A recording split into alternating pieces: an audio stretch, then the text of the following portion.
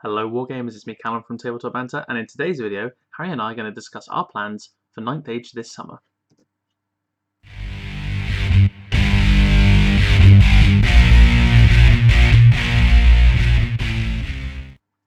And when I say Harry and I mean I'm going to discuss Harry and I's plans for the summer. So, this summer we are going to be having a look at 9th Age in a bit more depth. I myself am going to be really trying to look for lots and lots of things in the rulebooks, things to pick up on, things that people should take note of, because I do think this is a very interesting game. I think the path that it takes with the fact it's being community-led is absolutely fantastic. I think that's very exciting for me because, in my opinion, something that's community-based, something that's community-driven, is going to have a slightly more balanced and homely feel, if you like, compared to something that is based purely on profit. Now, that being said, obviously, doesn't mean profit games aren't good. I'm excited by this principle of a community-based game. Now, I've done a little bit of looking on the 9th Age website, and the extensiveness of their sort of community. I'm trying to think of the order of operations chart. So you have like board members and stuff. It's really extensive, and that's exciting as well. It's a nice organized place and a nice organized game. So to give it a really good try, what Harry and I are going to do is obviously read up a bit on the rules before we get home and get playing again, and we are going to build, paint, and play in a day. So what's that, you might ask? It's what it is. So what we're going to do is we're going to build and paint armies, basically. There are 1,000 points each. I am going to be taking on the Dwarven Holds, and Harry will be taking on Orcs. And what we're going to do is we're going to build and paint these models in a single day and play a game later that evening. Obviously, we'll be hard pushed for time. It'll be an early start. It'll be a late finish. But what we're going to do is probably update you in a vlog style thing, sort of every hour, maybe saying, oh, look, I have not made enough progress. I need to dip these models. So we're going to really try and make it kind of an interesting thing. Whether it's live or not, I don't know. I think that'd be kind of cool. But then a whole day of us building and painting models and chatting absolute nonsense live might be quite boring. It would be a mammoth marathon as well. So anyone who hung around for even half an hour or so that'd be intense.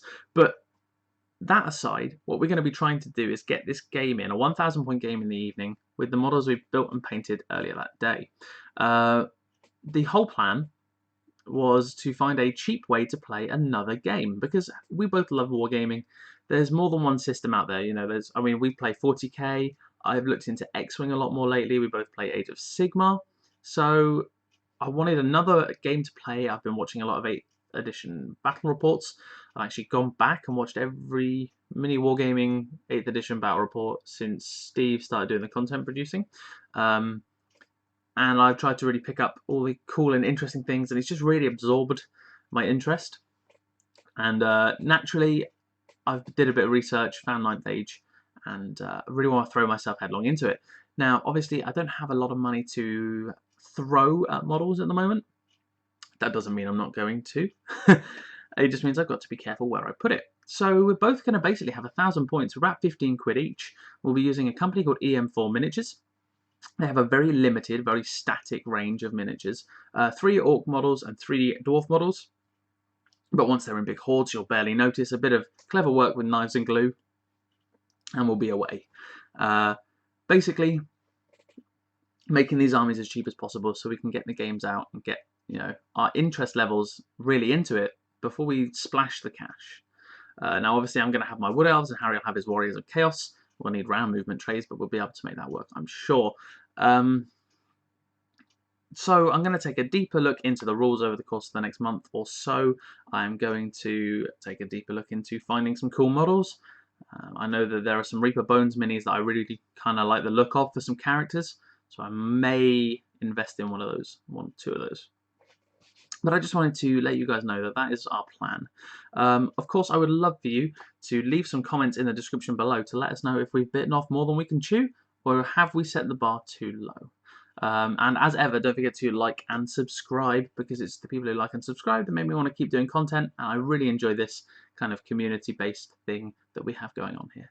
So thank you ever so much for watching. Like I said, like and subscribe, leave a comment below, that'd be fantastic. Don't forget to check out the 2 links in the description below. First is the Tabletop Banter blog, where Harry writes some stuff. And the second is to the Legion of Gamza Facebook page, where we have a varied content from varied people, all great guys. So thank you ever so much for watching. It's been me, Callum from Tabletop Banter. Don't forget, have fun.